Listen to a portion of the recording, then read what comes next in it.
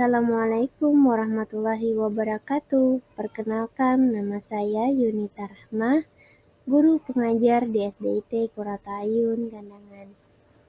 Izinkan saya untuk membagikan hasil aksi nyata saya, modul 1.4 budaya positif. Selamat menyaksikan.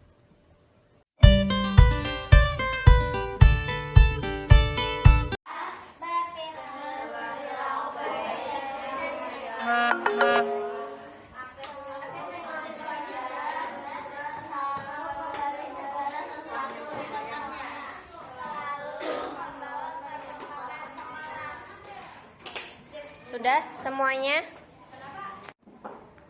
Yang sudah boleh ditempel.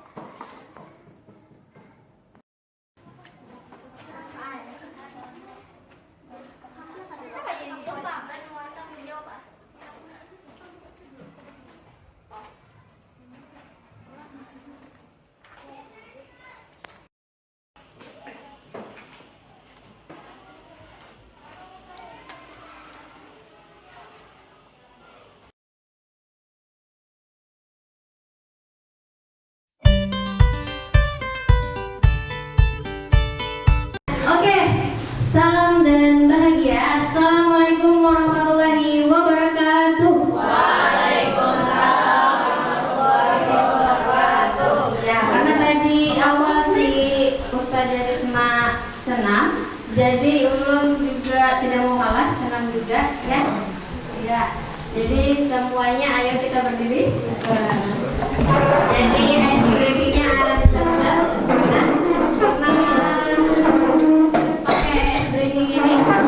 Jadi ada 3 yang perlu diperhatikan ketika kita mempraktekkan arah zam-zam ini. Pertama ke depan dulu, arahnya ke depan semuanya ke saya dulu, arahnya ya. Kemudian yang kedua berpasangan, jadi berhadapan dengan pasangannya. Yang ketiga, arah zam-zam yang ketiga ke depan, kembali lagi ke depan, ke ulun. Habis itu arah zam-zam yang keempat, nah dia cari teman bertiga, jadi berhadapan bertiga. Ya, setelah bertiga tadi kembali lagi ke posisi awal, kembali ke posisi awal ke depan. Oke, pemanasan dulu ya. Jadi gerakannya arang zam zam, guli guli guli guli guli ram zam zam, arang zam zam, guli guli guli guli guli ram zam zam, arang big guli guli guli guli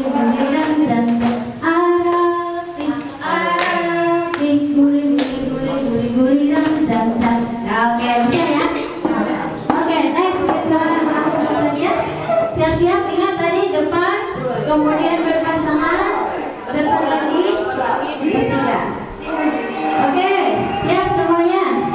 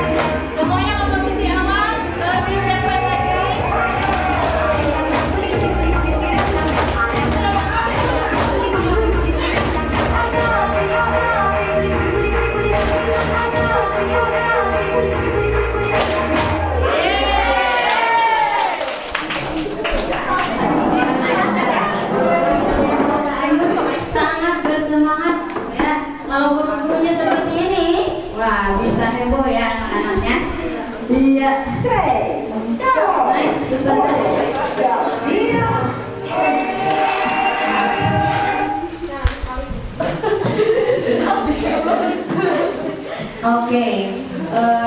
jadi Ulu sebelum ke restitusi ya, kita akan mempelajari tentang keyakinan kelas ya. Jadi sedikit ada dibahas oleh Ustazah Hisma tentang keyakinan kelas. Ulu lihat semuanya memberikan respon yang baik ya. Peserta hari ini sepertinya sudah menguasai materinya seperti itu. Jadi mungkin kita skip aja ya karena udah pada tahu materinya gitu. Ya, jadi Bapak kita ulang-ulang lagi saja. Apa kabarnya hari ini? Budaya positif.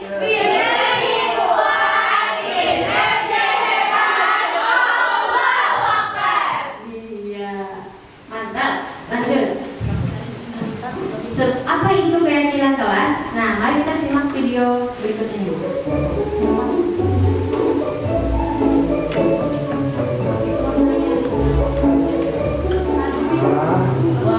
Uang siapa ini? Saya mau uang. Kamu nanya.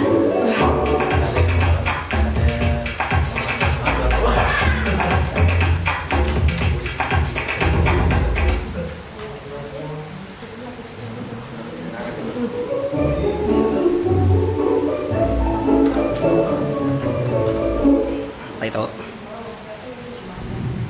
Sudah jelas ya videonya. Jadi ada seorang anak setelah olahraga dia menemukan uang yang tercecer di depan kelasnya dan dia langsung berteriak, "Ibu, ada uang di depan kelas." Nah, pertanyaannya,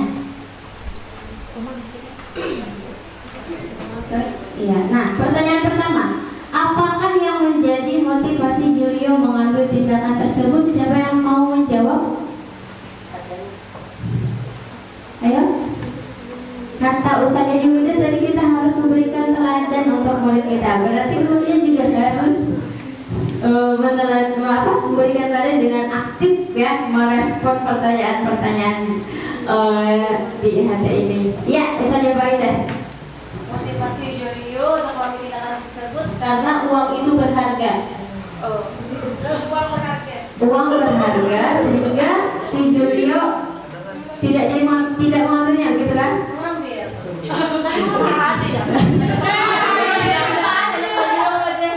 Oh iya, maksudnya mengambil untuk diserahkan ke gurunya. Oke, bagaimana yang lain? Iya. 20 bintang sudah. Karena duitnya terlalu sedikit. Motivasi Julio karena budaya positif di lingkungannya tersebut. Oke, mantap. Jadi karena budaya positif, ya betul. Semuanya jawabannya betul, Ustazah. Jadi karena tahu nilai uang tersebut, makanya Julio mengamankan uang itu. Ya, kemudian kata Ustaz Azhari sudah ada budaya positif di sekolahnya. Jadi Julio tidak mau melakukan tindakan yang melanggar norma-norma atau nilai kebajikan tadi. Next. Mengapa Julio mengembalikan, tidak mengambilnya saja? Padahal tidak ada yang melihat, tidak ada reward juga kalau dia mengembalikan, tidak dikasih apa-apa juga gitu. Terus kenapa dia mengembalikannya? Kenapa tidak ambil saja? Bukan hak miliknya. Berarti apa nilai keyakinan Julio? Karena tertanam tadi dalam dirinya nilai internal disiplin positif. Karena ada motivasi. Julio meyakini bahwa Apa ya di dalam hatinya itu tadi sudah tertanam nilai internal bukan eksternalnya lagi. bahwa itu apa tadi sudah Mengetahui itu tidak boleh. terdapat nilai disiplin positif tadi sudah di dalam dirinya memang sudah tertanam besar hatinya. Iya, salah satunya. Betul. Jadi Julio sudah punya nilai keyakinan di dalam hatinya sehingga dia tidak mengambilnya walaupun tidak ada yang melihat, walaupun tidak ada hadiah ketika mengembalikan itu, tapi dia tetap mengembalikannya. Jawabannya adalah Julio bertindak berdasarkan keyakinannya. Betul sekali. Ya, yaitu mengambil barang yang bukan haknya, tidak mengambil barang yang bukan haknya. Sudah tertanam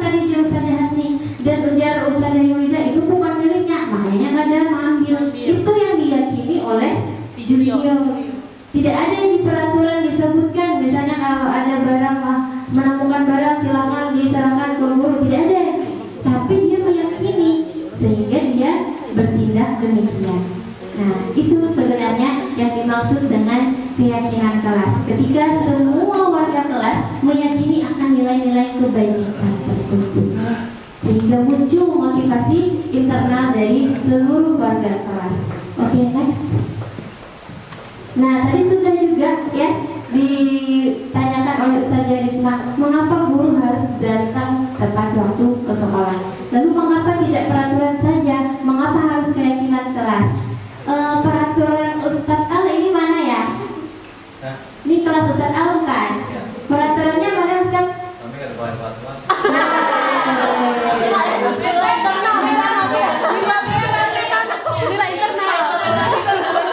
Sudah tercipta budaya positif ya Ustadz, tidak perlu peraturan lagi gitu. Dia aja tuh piatu ngebusnya.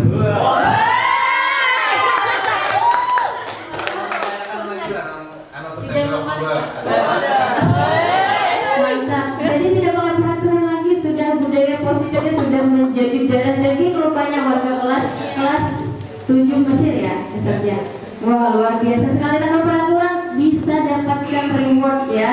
Wah, kita perlu berguru nih dari Ustadz Al, bagaimana cara menanamkan budaya positifnya. Ya, kalau keburu penggerak lah ya. Iya, kenapa tidak peraturan? Kenapa harus keyakinan? Nah, tadi peraturannya guru harus tentang apa? Nah, sekarang peraturannya itu. Kemudian misalnya di sebuah sekolah itu tidak ada peraturan yang menyebutkan, misalnya ada guru yang berkata kasar dengan muridnya, tidak ada di peraturan tentang berkata kasar itu. Guru boleh mendidik dengan cara apapun. Kepala sekolah mempercayakan ya bahwa guru bebas mendidik anaknya dengan cara apapun. Nah, kemudian di realitanya ditemukan ada guru yang berkata kasar, bahkan menyakiti hati muridnya. Lalu melaporlah orang tua murid misalnya ke kepala sekolah. Di peraturan tidak ada untuk guru itu tidak boleh berkata kasar. Nah, berarti kalau seperti itu gurunya merasa tidak melanggar peraturan, ya kan? Karena tidak ada dicantumkan di peraturan. Maka jika kita menggunakan peraturan, maka peraturannya harus ditambah. Berarti berkata sopan dengan semua orang misalnya. Kemudian ada lagi guru yang merokok misalnya. Tidak ada peraturan yang melarang guru merokok, belum ada peraturannya seperti itu. Sehingga terpaksa kepala sekolah menambah lagi peraturannya, dilarang merokok di lingkungan sekolah. Akan banyak peraturan-peraturan yang dinyatakan ya jika kita menggunakan peraturan. Beda dengan keyakinan, karena keyakinan ini lebih umum, lebih luas, namun bisa dipraktekkan dalam kehidupan sehari-hari secara mendetail. Nah, seperti itu. Belum. Jadi untuk mendukung motivasi intrinsik, kembali nilai-nilai atau keyakinan-keyakinan lebih menggerakkan seseorang dibandingkan mengikuti serangkaian peraturan. Kata Ustadz Al tadi, peraturan kadang-kadang harus dihubungkan dengan kemanusiaan ya Ustadz. Itu membuktikan bahwa Ustadz Al mengembalikan peraturan itu ke keyakinan, ya kan? Jadi pada intinya kita itu tidak melaksanakan peraturan, tapi karena ada nilai yang kita yakini tadi. Nah, itu yang menjadi motivasi internal seseorang untuk berbuat disiplin. Jadi disiplin tadi bukan ketika anak tertib mau menuruti perintah kita, bukan itu disiplin. Tapi disiplin itu sendiri adalah usaha seseorang untuk mencapai tujuan yang mulia. Kita sendiri yang menentukan mau seperti apa, kata Ustaz Yusma. Mau jadi murid yang seperti apa, dia sendiri yang menentukan. Jangan merasa kita yang bisa mengatur mereka, tapi kita hanya menuntun mereka mencapai tujuan yang mulia tadi, sampai mereka selamat dan bahagia. Seperti itu. Nah, untuk menerapkan budaya positif tadi ada landasannya, kata Ustadz Al. Ustadz Al tadi mengatakan peraturan itu adalah landasannya. Betul sekali. Makanya tadi saya cari peraturannya mana. Ternyata sudah di skip oleh Ustadz Al peraturannya. Jadi kita sudah banyak di display peraturan-peraturan. Ustazah, kami di kelas sudah ada pakai peraturan. Tidak apa-apa, itu menjadi landasan untuk menanamkan nilai-nilai keyakinan kelas. Jadi pian ambil dari peraturan itu, misalnya datang tepat waktu itu nilai keyakinannya apa? Kira-kira ada yang bisa menjawab? Datang tepat waktu itu nilai keyakinannya apa? Pokoknya bilangnya datang jam 7.30 tuh terlambat. Nilai keyakinan yang diyakini oleh murid kira-kira apa? Harus datang tepat. Disiplin apa? Bertanggung jawab, ya Ustazah Risma. Ada yang lain? Nilai keyakinan itu yang nilai-nilai positif, nilai-nilai universal, nilai-nilai positif apa? Kira-kira kenapa harus datang tepat waktu? Nah, itu yang kita jelaskan ke siswa kita. Apa sih tujuannya datang tepat waktu? Datang tepat waktu itu sebenarnya menghormati guru, ya, menghormati guru-guru piket yang sudah menyambut, ya, datang tepat waktu jadi bisa bertemu, ya, bisa memberikan salam, ada nilai hormat di situ. Kemudian juga dia bisa menghargai dirinya sebagai murid yang bisa hadir tepat waktu tadi.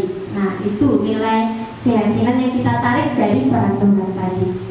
Kemudian ketika semuanya sudah melaksanakan keyakinan kelasnya, maka akan tercipta lingkungan positif tadi. Semua warga sekolah harus ikut mengaplikasikan, menerapkan keyakinan kelasnya, sehingga perlu ada evaluasi terus untuk keyakinan kelasnya, dan pada akhirnya akan terciptalah budaya positif. Maksudnya kalau sudah menjadi budaya, berarti itu sudah menjadi terbiasa, ya, sudah menjadi terbiasa. Dan meskipun misalnya tidak mengganti kepala sekolah atau ganti guru, karena anaknya tadi sudah tercipta disiplin positif, sudah membudaya, dia mau sekolah di mana, mau dia kemana, sudah tercipta tadi budaya positifnya. Next. Nah, yang mana yang merupakan keyakinan kelas? Yang sebelah kiri tekad Dharma Wanita itu, atau yang di sebelah sini yang menurut kalian itu adalah keyakinan kelas?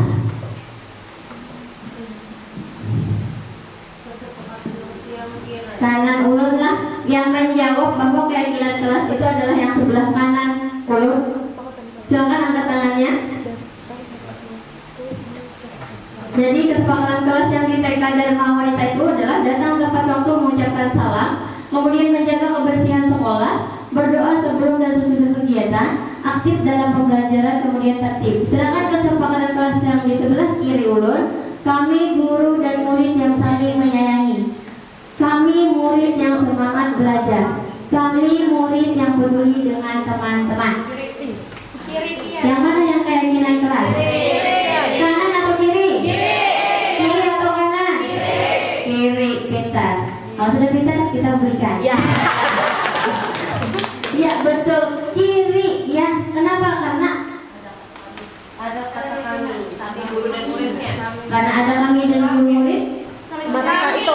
Saling. Ini apa nilai kebajikannya di situ? Yang A, kami guru dan murid yang saling menyayangi. Apa nilai kebajikannya? Saling menyayangi itulah yang terus biar ulang-ulang biar berikan pemahaman bahwa di kelas kita akan saling menyayangi. Kemudian yang kedua apa nilai kebajikannya? Semangat. Berarti semua warga kelas itu harus bersemangat. Yang ketiga apa nilai keyakinannya? Peduli. Nah, itu ya. Jadi untuk keyakinan kelas itu bedanya dengan peraturan, dia lebih menonjolkan nilai-nilai kebajikannya, bukan kata kerjanya. Apa yang dilakukan bukan, tapi apa yang diyakini. Oke, next. Nah, bagaimana untuk mendalami keyakinan kelas? Jadi anak tidak bisa mengerti, apalagi misalnya kelas bawah, saling menyayangi, saling menghormati. Dia tidak tahu bentuk realnya menyayangi itu seperti apa, saling menghormati itu seperti apa. Maka kita perlu pendalaman. Jadi kita lakukan pendalaman ini misalnya per pekan, Ustazah, dengan menggunakan tabel T atau tabel Y. Misalnya pekan pertama kita menggunakan tabel T. Nilai keyakinan yang ingin kita dalami adalah hormat. Jadi di tabel T itu yang di sini tampak seperti dan di sebelah sini tidak tampak seperti. Di situ nanti dia mengajak anak diskusi yang tampak seperti apa, yang tidak tampak seperti apa. Kemudian minggu depannya bisa menggunakan tabel Y. Di tabel Y ada 3 poin yang perlu diperhatikan. Ada terdengar, terlihat, berperilaku. Nah, untuk berperilaku hormat, misalnya tadi, yang terdengar seperti apa, yang terlihat seperti apa, dan yang berperilaku itu seperti apa sih? Hormat itu, nah, itu yang akan terus kita dalami kepada anak-anak. Yang di sebelah sana adalah contoh pernyataan keyakinan. Kita sudah menentukan misalnya 3 keyakinan. Ada hormat, bekerja, diterima, dan dimiliki. Maka kita buat pernyataan keyakinannya, yaitu kami meyakini bahwa sangat penting untuk menghormati semua orang dan barang milik orang lain. Panjang ya kalimat pernyataannya. Kira-kira kalau SD bisa ada disederhanakan kalimatnya, tapi maknanya sama. Apa kira-kira kalau untuk SD biar disederhanakan? Mungkin kalau SMP bisa ya kalimat pernyataan seperti itu. Tapi untuk SD mungkin perlu yang lebih sederhana. Kira-kira apa kalimatnya? Itu tinggal pian ganti dan disederhanakan saja, namun tujuannya sama. Siapa yang bisa bantu Ulun untuk menyederhanakan kalimatnya? Yang hormat saja. Kami meyakini bahwa sangat penting kata-kata untuk menghormati semua orang dan barang milik orang lain. Agar sederhana bagaimana kalimatnya? Menghormati semua orang. Iya, betul. Kami meyakini menghormati semua orang. Sudah cukup sampai situ saja. Tidak terlalu detail seperti itu. Untuk PAUD bisa pakai gambar. Jadi gambarnya saja langsung seperti itu. Oke, next. Nah, ini bagaimana cara mengisi tabel T dan tabel Y. Jadi didiskusikan dengan anak-anak untuk orang yang berperilaku hormat. Jadi nilai keyakinannya hormat ya. Untuk orang yang berperilaku hormat itu akan tampak seperti datang tepat waktu, menyapa teman dan guru setiap hari, mengembalikan barang teman yang dipinjam dan mengucapkan terima kasih. Dan orang yang tidak hormat, orang yang hormat tidak tampak seperti jika sering hadir terlambat, kemudian tak acuh kepada teman dan guru, tidak mengembalikan barang yang telah dipinjam dan meletakkan sembarangan. Itu bukan pian yang mengisi, itu mengajak anak yang berdiskusi. Lalu bagaimana Ustaz yang kelas bawah karena kawan di bawah berdiskusi? Seru. Jadi pian pancing-pancing diskusinya, pian pakai pertanyaan-pertanyaan tematik sampai dia menyebutkan yang tampak seperti apa, yang tidak tampak seperti apa. Begitu untuk menggunakan tabel T. Kemudian yang tabel Y. Nah, orang yang hormat itu akan terdengar seperti apa sih nak? Nah, mungkin Ustazah bilang terima kasih. Nah, tulis dan mengucapkan terima kasih. Kemudian Ustazah kalau orang yang hormat itu akan minta tolong kalau minta bantuan. Nah, berarti pakai kata tolong. Kemudian apa kata permisi dan lain sebagainya. Itu yang akan terdengar jika orang tersebut sudah meyakini nilai hormat. Oke. Cek semangat. Cek semangat. Oke. Kemudian yang terlihat seperti apa? Kalau hormat, yang terlihat akan berempati terhadap perasaan orang lain, memegang barang milik orang lain hanya dengan izinnya, mendengarkan dengan seksama. Kemudian perilaku orang yang meyakini nilai hormat bagaimana? Tersenyum ramah, memberikan salam hormat, memberikan ruang bekerja, nah dan lain sebagainya. Jadi dari satu nilai keyakinan tadi banyak kita tuangkan kebiasaan-kebiasaan positif. Jadi tidak pakai peraturan tadi, karena dari keyakinan itu sudah mencakup banyak hal. Dan ini terus didiskusikan dengan anak-anak. Didiskusikan, hasil diskusinya dipresentasikan dan didengarkan oleh semua warga kelas. Begitu tahapan untuk keyakinan kelas. Next. Nah, mari kita jadi untuk nilai kebajikan tadi masih ingat seperti jujur, apalagi tanggung jawab, apalagi ramah, apalagi saling menyayangi, apalagi peduli, betul. Nah, kita lihat peraturan yang pertama, selalu kembalikan buku ke tempatnya. Kira-kira apa kayak tugasnya? Tanggung jawab. Wah, siapa yang bertanggung jawab? Kemudian yang kedua, dilarang mengganggu orang lain. Saling menyayangi. Kita simpan dulu jawabannya. Yang ketiga, hadir sekolah 15 menit sebelum pembelajaran dimulai. Disiplin. Hormati, tanggung jawab. Oke. Dilarang melakukan kekerasan. Menyayangi. Oke. Dilarang menggunakan narkoba. Nilai apa itu? Apa ya? Belum tahu? Oke, next. Simpan dulu. Ya, luar biasa bersemangat sekali peserta IHT ini. Apa kabarnya siang hari ini? Budaya positif. Sinergi kuat, kinerja hebat, Allah Akbar.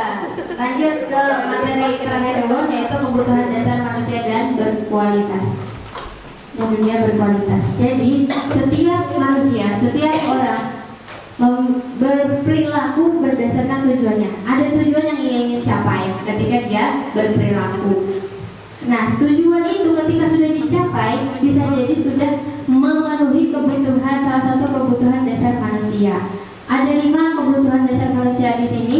Yang pertama bertahan hidup, yang kedua kasih sayang dan bisa diterima, ketiga penguasaan, yang keempat kebebasan, dan kelima kesenangan.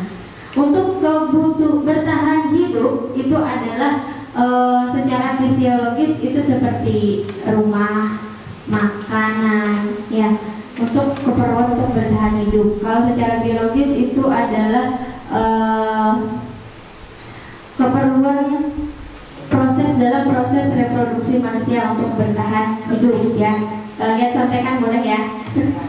Kemudian secara psikologis itu adalah perasaan aman.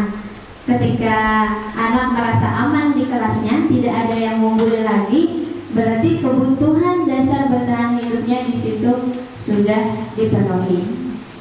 Jadi jika ada anak yang tidak konsentrasi belajar karena dia lapar, berarti apa kebutuhan yang perlu dipenuhi pada anak itu? Makan. Iya, berarti dia belum dipenuhi lagi kebutuhan bertahan hidupnya mungkin di rumah. Nah, kita tadi jar Ustaz jangan langsung memponis anaknya. Ditanya dulu kenapa ini sampai seperti itu. Ternyata dia lapar. Nah, berarti itu yang harus kita cari solusinya. Tidak fokus pada kesalahan apa yang dia buat, tapi kebutuhan apa yang dia perlukan. Kemudian yang kedua, kasih sayang dan bisa diterima. Anak yang memiliki kebutuhan kasih sayang ini, dia suka saling menyayangi, kemudian disayangi, kemudian diperhatikan, kemudian akrab, ada hubungan antar teman, keluarga, atau guru-guru di sekolahnya. Dia ingin diterima dalam satu kelompok. Anak yang memiliki kebutuhan tinggi dalam kasih sayang bisa diterima ini, dia akan mencari perhatian. Jadi jika ada anak yang usil mengganggu temannya, biar dilaporkan ke guru, lalu gurunya memperhatikan dia. Nah, itu berarti dia ada kebutuhan kasih sayang yang ingin dia penuhi. Begitu. Kemudian yang ketiga adalah penguasaan. Anak yang memiliki kebutuhan tinggi dalam penguasaan, dia cenderung kompeten. Dia berprestasi, rapi, teratur, ingin sempurna. Bagus ya. Jadi dia bisa jadi pemimpin dalam sebuah kelas. Namun ada negatifnya. Ketika anak yang memiliki kebutuhan tinggi dalam penguasaan, ketika ada anak yang ada teman yang tidak mengikuti apa perintahnya, dia akan marah. Kemudian ketika dia tidak mendapat nilai 100, dia kecewa. Kecewanya berlebihan. Itu adalah anak yang memiliki kebutuhan penguasaan tinggi. Kemudian selanjutnya adalah kebebasan. Ini cenderung suka bergerak, dia suka mencoba hal-hal yang baru, kemudian suka mempengaruhi orang lain juga. Nah, jadi jika ada yang menemui anak yang suka keluar kelas dan dia menjawab alasannya bosan, berarti kebutuhan yang ingin dia penuhi adalah kebutuhan kebebasan. Dia tidak bisa disuruh begini-begini, dia punya pilihan, dia ingin ada pilihan untuk dirinya. Jadi ketika dia belajar tadi apa Jar Ustadz Azhari ditanya dulu ya Ustadz Azhari mau belajar apa. Nah itu anak yang punya kebutuhan dasar kebebasan yang tinggi, dia ingin ditanya maunya seperti apa.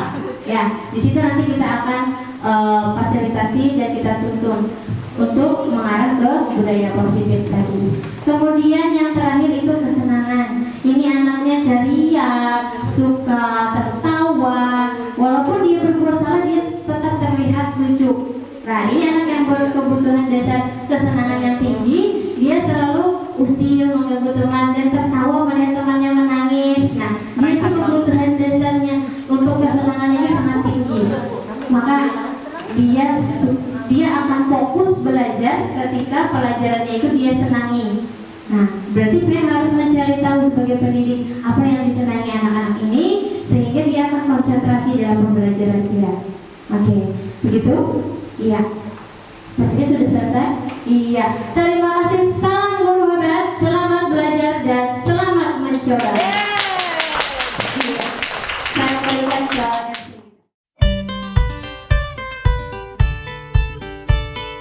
Sedangkan kontrol kelas, wali kelas itu kalau bisa kan semuanya tertib. Kan tertib itu bukan berarti duduk diam, tidak kata tadi. Nah, bagaimana caranya agar kita menangani satu orang itu tetapi yang lain juga bisa tertib semua, maksudnya dalam keadaan belajar yang nyaman, tenang.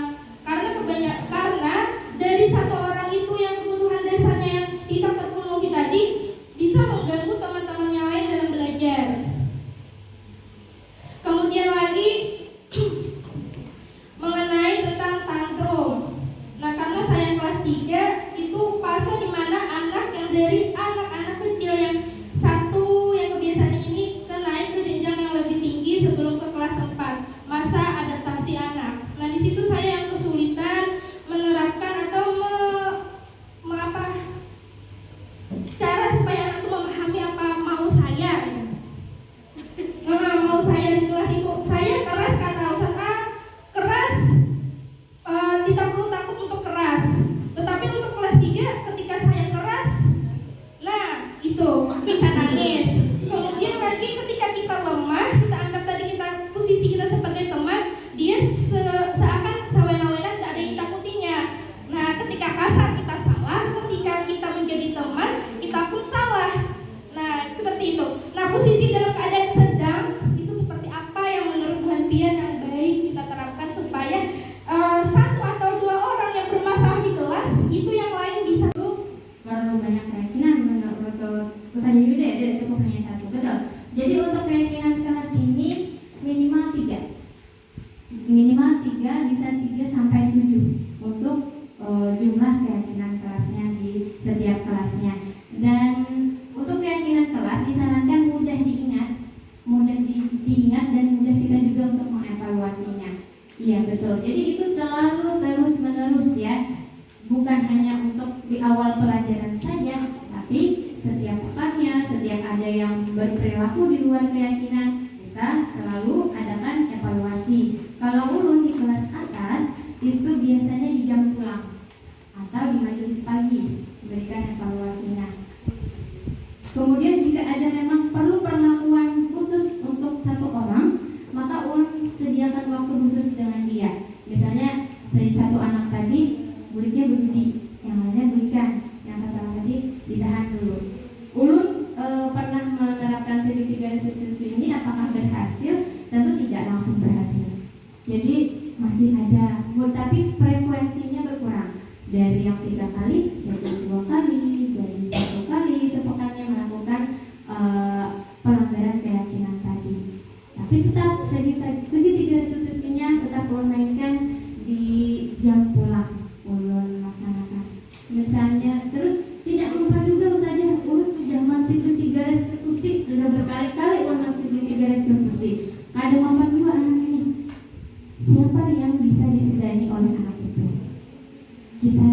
kita telaah dulu, kita cari kebutuhannya apa saja tadi ya. Jadi kita diskusikan kira-kira dengan guru sebelumnya siapa sih yang disegani anak ini. Kira-kira yang lihat dari guru-guru mata yang masuk di kelas bidan, guru siapa yang diperhatikannya, siapa yang bisa memberikan pengaruh kepada anak ini. Jadi ketika kita merasa sudah banyak cara dan tidak bisa mengatasinya, maka kita bisa berkolaborasi tadi kata Ustazah Linda. Bisa juga dengan guru BK. Ya, jadi tidak cukup saja dengan guru BK, dengan orang tuanya juga kita diskusikan. Nah, biasanya kalau orang tua itu mau diajak diskusi sejauh pengalaman ulun di Kurata Ayun, secuek apapun orang tuanya, kalau ulun mau ajak berdiskusi itu langsung merespon, apalagi terkait perkembangan anaknya. Jadi ulun WA dulu dari salam, kemudian maaf mengganggu bunda, jadi ulun mau mendiskusikan terkait perkembangan anaknya di sekolah. Langsung direspon, ya bu saja, langsung ditelepon. Ulun biasanya telepon, karena orang tua kan sibuk biasanya ya tidak bisa ke sekolahan gitu.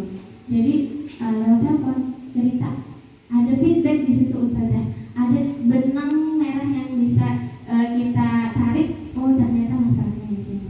Dan ternyata ketika kita sudah mendiskusikan dengan orang tua, masalah itu malah lebih mudah diselesaikan. Seperti itu. Intinya kolaborasi di sini ya. Jadi kita tidak sendiri untuk menjalankan segitiga restitusi ini, kita bisa berkolaborasi dengan siapa saja. Tujuannya sama ya, tujuannya mulia untuk mendisiplinkan anak. Kemudian untuk kebutuhan dasar tadi ya seperti yang Ustaz katakan, service excellent. Kita masuk ke dunia ini. Kayak apa sih kita mengajar yang visual sudah